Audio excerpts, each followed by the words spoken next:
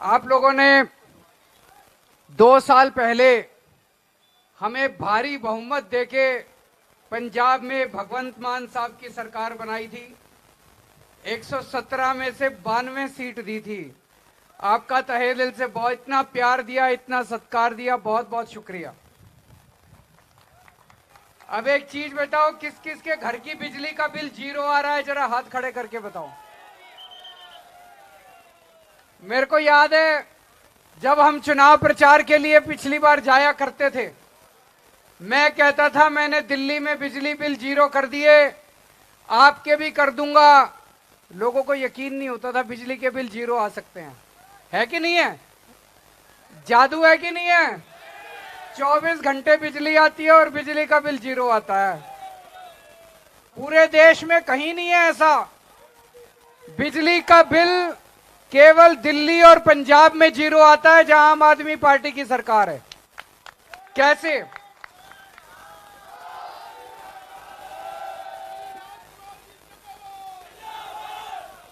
ये कैसे हुआ?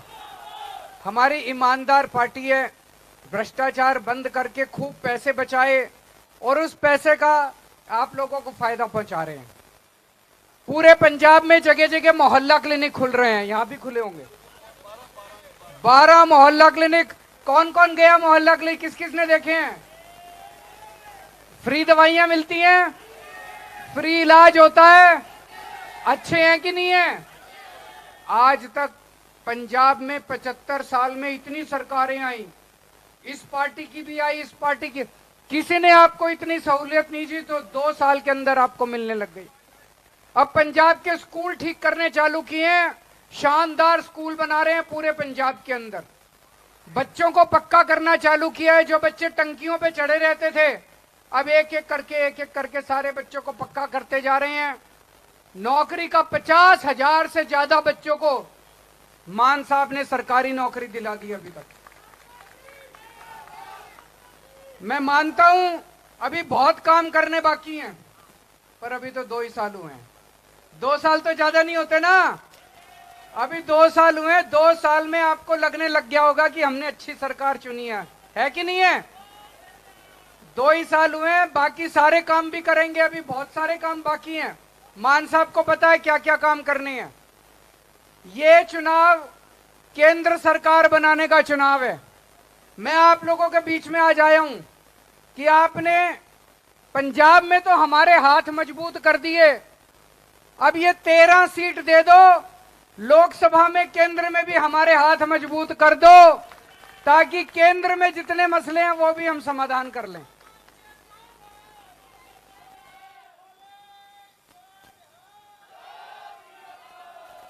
इन्होंने पूरा तानाशाही कर रखी है। इन लोगों ने पंजाब के 8,500 करोड़ रुपए रोक लिए मोदी सरकार ने। 8,500 करोड़ रुपए। वो पैसे गांव गांव के अंदर सड़क बनाने थे, उस पैसे से पूरे पंजाब में मोहल्ला क्लिनिक खोलना था, पंजाब के हक का पैसा था। लेकिन तानाशाही करके मोदी सरकार ने वो पैसे रोक लिए। अकेले मान साहब लड़ रहे हैं मोदी सरकार से, लेकिन अगर ये 13 एमपी जिता दोगे तो मान साहब के 13 हाथ हो जाएंगे, वो जाके लड़ेंगे मोदी सरकार से। फिर मोदी सरकार की हिम्मत नहीं होगी आप लोगों के फंड रोकने की। आज आप लोगों ने भगवंत मान सरकार बनाई, ये अपनी विधानसभा में बैठ के बिल पास करते हैं, गवर्नर सारे बिल रोक लेता है। ये तो पंजाब के लोगों की बेइज्जती है, पंजाब के लोगों का अपमान है। गवर्नर की कैसे हिम्मत होती है कि वो आपकी विधानसभा में पास किए हुए सारे कानून रोक ले। आप ये 13 एमपी बना दो, ये गवर्नर के घर के अंदर घुस के सारे बिल पास करा के ले आएंगे। और आज से 2 साल पहले याद करो, जब किसान दिल्ली की तरफ बढ़े थे किसान आंदोलन के लिए, याद है आप लोगों को? हजारों किसान दिल्ली की तरफ गए थे।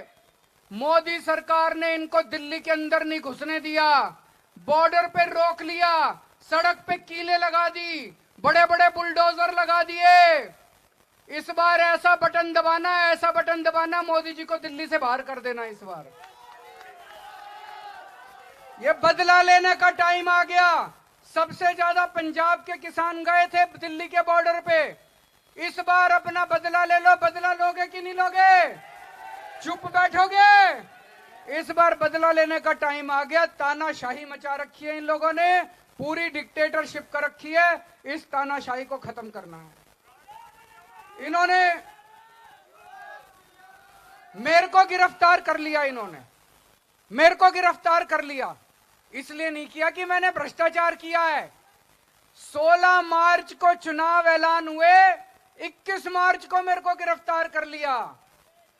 केजरीवाल ने एक पैसे का भ्रष्टाचार नहीं किया। मोदी जी ने डर के केजरीवाल को गिरफ्तार कर लिया कि केजरीवाल पूरे देश में चला जाएगा तो मेरी सीटें कम हो जाएंगी, केजरीवाल को जेल में डाल दो।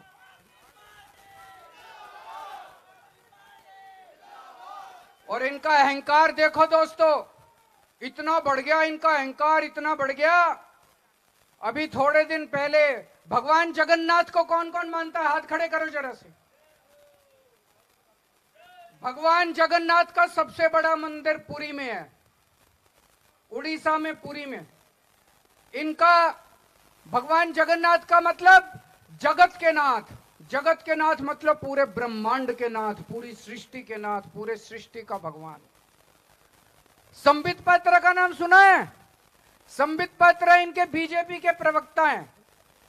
संबित पात्रा कहते हैं भगवान जगन्नाथ मोदी जी के भक्त हैं। इनको इतना अहंकार हो गया। ये भगवान जगन्नाथ को भी ये कहते हैं मोदी जी के भक्त हैं भगवान जगन्नाथ। ये भगवान के ऊपर भी अपने आप को मानने लग गए। और अभी थोड़े दिन पहले आपने पता नहीं 3-4 इंटरव्यू दिए मोदी जी ने। मोदी जी कहते हैं मैं भगवान का अवतार हूं। सुने थे आपने इंटरव्यू? वो कहते हैं मैं भगवान का अवतार हूं। कितने लोग मानते हैं मोदी जी भगवान हैं? ये थोड़े दिन में मंदिरों से भगवान की मूर्ति हटा के मोदी जी की मूर्ति लगा देंगे। कहते हैं जो राम को लाए हैं हम उनको लाएंगे। अरे हमको भगवान राम लाए हैं। हम कहते हैं पृथ्वी पे मैंने जन्म लिया।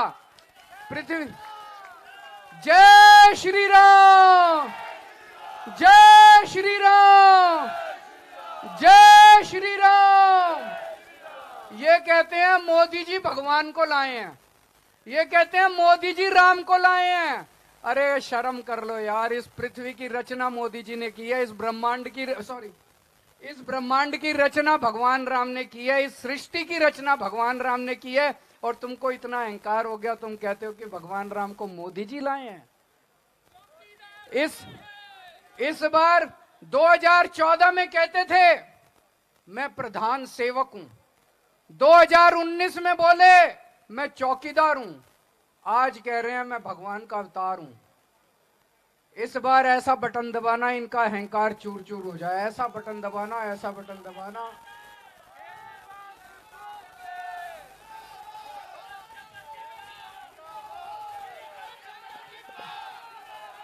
और दोस्तों ये कहते हैं 400 सीट चाहिए, 400 सीट चाहिए। हमने पूछा क्यों चाहिए?